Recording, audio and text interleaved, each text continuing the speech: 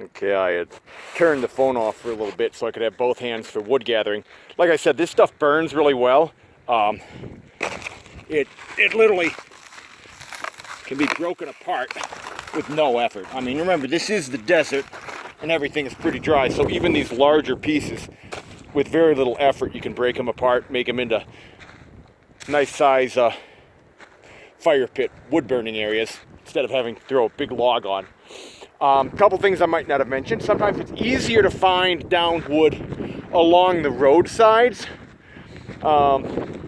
Seems to die quicker there, probably because of people breaking the rules and driving over them and the exhaust and stuff like that, or the fact that it's been cleared.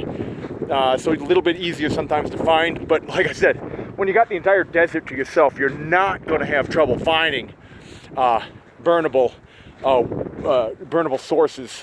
I'm so prone not to call it wood because it's so different than what we're used to in a forest. I mean, it's these Joshua trees, when they die, and they don't die very often, it's like breaking apart parchment and paper. Maybe not that bad, but they do burn well, though. They burn well, and they do have a long burn to them. Also, with gathering, I don't think I mentioned this. If I did, then I'm repeating myself. You take dead stuff. You don't take live stuff. I know I already said that. But the other thing is, if it's dead and it's still attached to the ground. In other words, if you find a dead tree, a dead Joshua tree, if you're in the Appalachians, the Rockies, you find a dead tree, but it's still rooted down, you don't cut it down. You're not supposed to cut down things that are still in the ground, even if they're dead. You take stuff that is broken off or fallen. That's pretty much a rule with most national parks, national forests, state forests. In fact, a lot of your national parks and state parks, you're not allowed to even gather wood, like Yosemite or Grand Canyon, etc.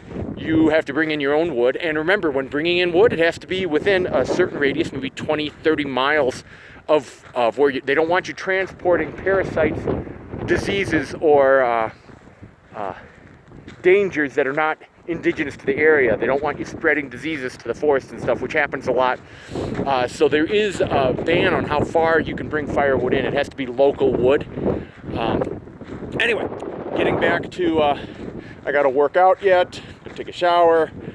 I'm leaving this area tomorrow and going to the Kelso Dunes in the Mojave Desert tomorrow, so I'll start breaking down some of the stuff I'm not going to be using again, which will include, I'll take down the annex, the lower part of my tent setup. This is my 2/3 tent setup. My 1/3 is just the top, quick, fast, usually if I'm only staying a day or two. When I add the annex, it means I'm staying for 3 days to a week. If I put in the 12-foot by 12-foot tent, it means a week or longer. I'm going to take the annex out tonight. The main reason I put the annex in this time was privacy for showers and stuff like that, and I can always heat that when taking a shower. So not only do I get to have the warm water from the heated water from the fire, but then I can put my little buddy, heat buddy, and I actually can heat in there, so I'm not standing in the cold. Deserts can be cold during the winter. However, the last couple days, temperature's been going up. Sunny and 55 feels wonderful when you've just spent a whole bunch of time in the Yosemite at 10 and 15 degrees in the higher mountains. So, and the sun felt nice, so, and the privacy, like I said, there is nobody out here. I have yet to see somebody else, which means showering out in the open, being naked out in the open is no big deal, because it's not like I'm worried some hiker or camper is going to just all of a sudden pop up on me. So the last couple days I've been actually showering myself out in the open and enjoying the sun on my skin. That desperate need for vitamin D. If anybody's ever seen my skin, I have nothing wrong with being pale and white. It's how I was born, and the color I have is from the ink on my tattoos, but the vitamin D is necessary, so it's nice to do that. So I'll break that down because I really don't need it.